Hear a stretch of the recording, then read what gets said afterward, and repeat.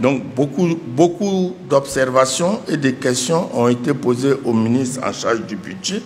Parmi ces observations, parmi ces questions, il y a de nouvelles observations qui sont apparues dans le cadre du contrôle du budget de 2023, mais il y a aussi des observations que nous avons formulées les années passées en 2022, en 2021 et même en 2020. Pour les observations nouvelles, il avait été question, le ministre des Finances et du Budget avait parlé d'un plan de rationalisation des exonérations fiscales. Parce que nous estimons qu'il y a trop d'exonérations fiscales et qu'il fallait y mettre un peu de l'ordre. Nous avons demandé au ministre des Finances et du Budget où est-ce qu'il en était avec ce plan de rationalisation des exonérations qui prévoyait un gain de 134 milliards déjà en 2022. On a demandé au ministre où est-ce qu'il en était. Bon, il a donné des réponses qui sont dans le rapport que nous vous avons envoyé. Nous avons noté aussi qu'il y avait, dans le rapport qui nous était parvenu, qu'il y avait une absence de mouvement des comptes des visas, des passeports étrangers, des cartes de séjour ou de résidence et les cartes d'identité et des passeports. Les droits perçus ne nous semblaient pas être à la hauteur de ce que nous attendions. Le ministre des Finances et du Budget nous a envoyé les conventions qui lient l'État de Côte d'Ivoire aux sociétés qui sont prestataires. Il nous a retracé tous les mouvements et toutes ces informations sont dans le rapport que nous vous avons envoyé. Nous nous étions étonnés que les montants versés à l'État, à la Fondation Lonassi, les montants que la Fondation Lonassi percevait étaient supérieurs aux droits que la Lonassi versait à l'État. Bon, ils nous ont expliqué aussi comment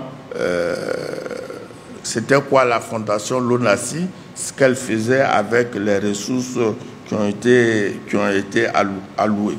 Donc nous avons aussi publié dans le rapport le détail des réponses que le ministre nous a données. Nous avons aussi noté qu'il y avait il y a un compte qui s'appelle le 661500 qui n'a pas fait de mouvement. Donc on a voulu savoir pourquoi ce compte, c'est l'état d'exécution des dépenses par nature des personnels et ce compte-là, il porte particulièrement sur les policiers. On a vu qu'il n'a pas été mouvementé contrairement aux années précédentes. Donc ils ont aussi répondu pourquoi. En fait, ça apparaissait dans d'autres comptes. Donc quand vous allez lire le rapport, vous allez voir ça. Et il y a une observation qui revient souvent. Normalement, pour certaines modifications budgétaires, le ministre doit demander votre avis. Et on a remarqué qu'il y a beaucoup de modifications budgétaires qui avaient été effectuées sans vous avoir demandé vos avis. Ensuite, alors ça, ce sont les observations nouvelles. Maintenant, les observations anciennes, on a vu qu'il y a certaines transcriptions de données dans la loi des finances rectificatives qui n'étaient pas fidèles. On a vu aussi qu'on a ouvert des crédits supplémentaires qui modifient le budget en l'absence d'actes réglementaires. On a vu aussi, normalement, au-delà d'un certain montant, au-delà de 1%, on ne devrait pas pouvoir modifier le budget sans l'accord du Parlement. Mais très souvent, le ministre du Budget est obligé de le faire. Bon, il s'est expliqué, il a donné les raisons qui amènent à faire ça. On a demandé à avoir copie des actes réglementaires. On n'a pas eu copie de ces actes réglementaires-là. On a demandé aussi qu'on nous donne, parce qu'il y a beaucoup de chèques qui reviennent impayés. Et on a demandé au ministre de nous donner les mesures prises pour le recouvrement effectif des chèques qui sont rejetés. Bon, ils nous ont donné des raisons. Ensuite, on a demandé pourquoi il y avait une différence entre le rapport de présentation du projet de loi de règlement et le CGF. Le CGF, c'est le compte général de l'administration des finances en ce qui concerne les montants de dépenses de personnel. Parce qu'on ne peut pas avoir un montant dans un tel document et un autre dans un autre document. Ils ont expliqué aussi pourquoi c'était comme ça. Parfois, c'était des coquilles.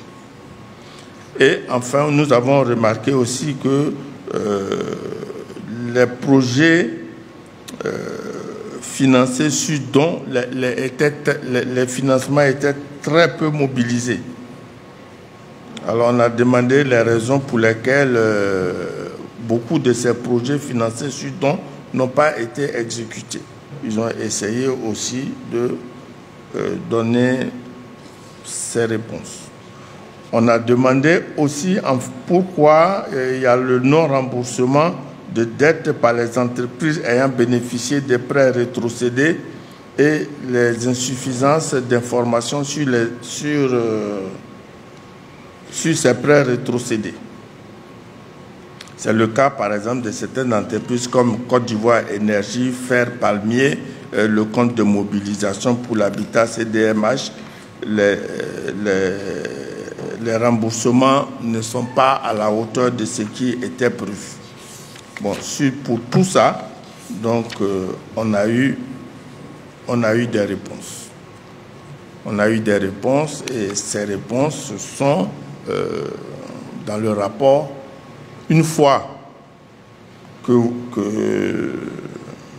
vous aurez examiné donc, le budget 2025, quand il aura été voté, si vous le votez, la Côte d'Ivoire a signé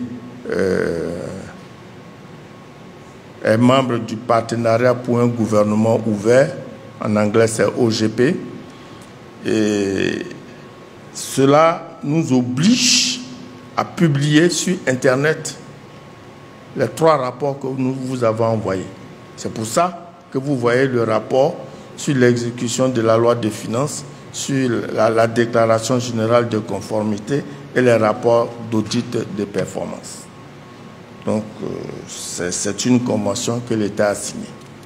Donc, sur la base de nos contrôles, nous avons quand même, et au vu des réponses que le gouvernement nous a données, nous avons estimé que le gouvernement méritait d'avoir notre quitus. Nous avons donné le quitus au gouvernement et c'est pour ça que nous avons signé la déclaration générale de conformité entre les comptes des ordonnateurs et les comptes des comptables publics au titre de l'année 2023.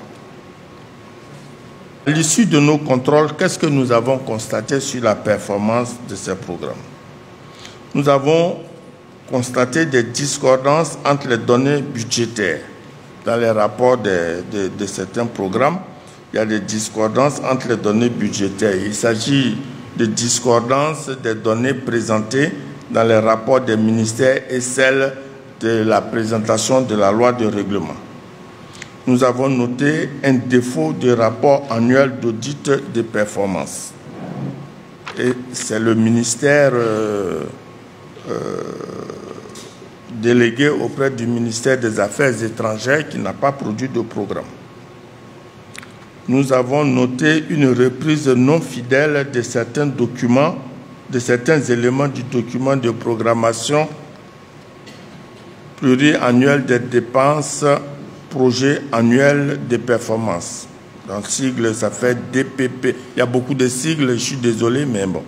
C'est comme ça, il y a beaucoup de cycles dans certains ministères.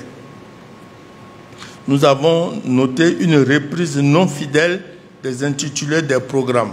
C'est-à-dire qu'entre ce que vous avez voté, l'autorisation que vous avez votée, plus maintenant l'exécution, quand ça vient, on se rend compte que le programme a changé de nom. Donc, on a noté aussi une reprise non fidèle de certains objectifs spécifiques.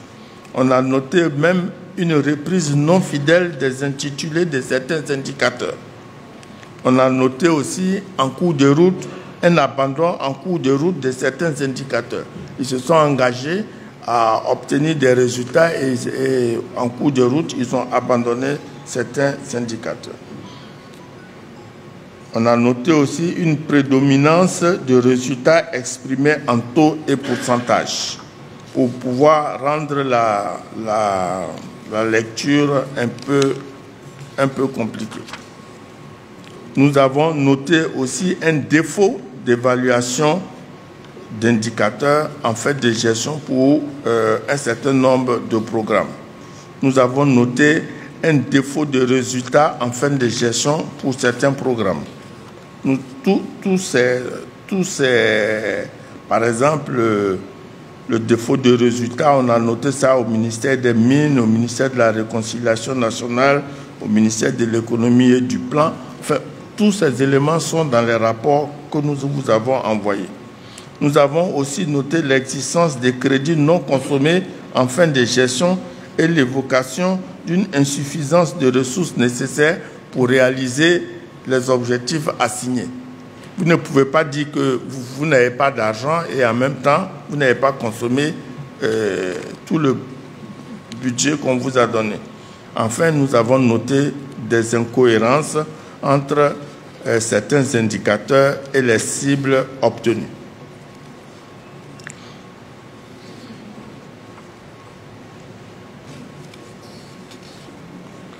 Au vu donc de toutes ces observations, la Cour a demandé des éclaircissements aux ministères concernés en leur rappelant les règles et les anomalies constatées et en formulant des recommandations le cas échéant.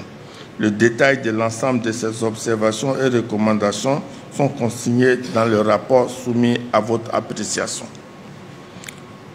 Monsieur le Président, Mesdames et Messieurs les députés, pour conclure, disons que la Constitution de 2016 et les lois organiques de 2014 portant loi de finances et code de transparence ont conféré à la Cour des comptes un rôle d'assistance au gouvernement et au Parlement dans l'exécution de la loi des finances. Sur ce fondement, le Parlement dispose en la Cour d'un bras technique pour un contrôle avisé et efficace de l'exécution du budget de l'État.